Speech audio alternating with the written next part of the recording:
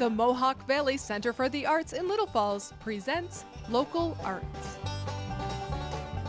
Celeste Friend comes from a long line of artists and craftspeople who worked with their hands. So it's no surprise that after taking a metal arts course, she was hooked. She now handcrafts sterling silver jewelry in her home studio in South Utica. Well, I'm trained as an academic. I have a PhD in philosophy. And I had taught for several years in Ohio, and then I got a job at Hamilton, and I was teaching there very happily. And then I took the job. I took a class in metalsmithing, beginning metalsmithing, a few years ago, at the Munstitute, at the Pratt School of Ed, and I just really took to it. And it was just sort of a time in my life. It made sense to kind of switch from being an idea person and an academic into doing something much more practical and hands-on.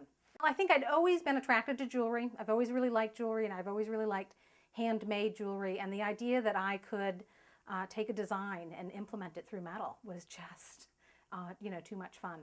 And right from the beginning, I wanted to use my own designs. I didn't want to use the designs that we were handed by the teacher. I wanted to work out my own designs.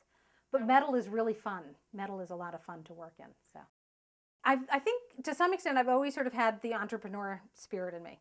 Even as a little kid, I was the kid who had a lemonade stand and kept a ledger book in black and red. And so right away, I wanted my jewelry on other people. And I didn't want to be doing this just as a hobby. So I think right from the beginning, and I think I had my first very casual sale in my living room within a year of taking my first class.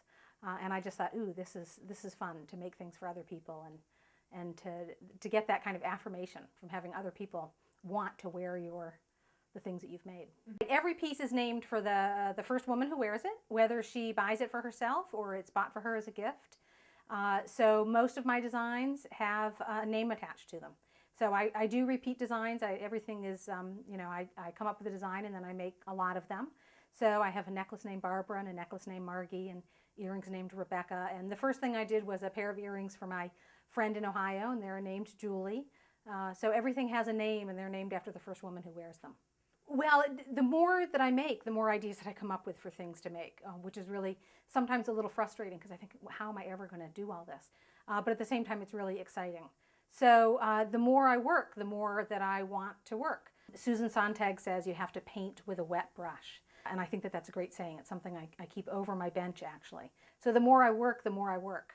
And the more I work out a design, the more ideas I come up with for ways to play with that design. And something works well as an earring, and I think, ooh, let's look at that as a bracelet. Let's make that into a bracelet. So that's sort of what keeps me going. You can find Celeste Friend's jewelry at the Munson Williams Proctor gift shop. You can visit her studio and the studios of 30 other artists during the annual Art Studio Tour on May 16th and 17th. Pick up a tour guide at your local coffee house or visit artstudiotour.net.